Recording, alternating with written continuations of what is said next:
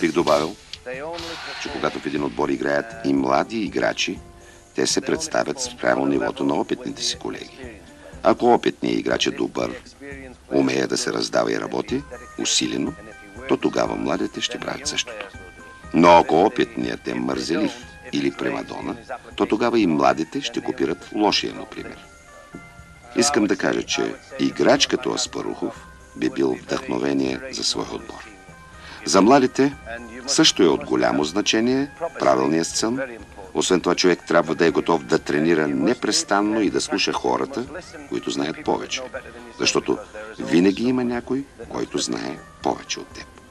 Ако за човек футбол е удоволствие, той ще може да понесе физическите натоварвания. Ако не, няма да може да играе добре, защото няма да е готов да ги понесе. Удоволствието е всичко.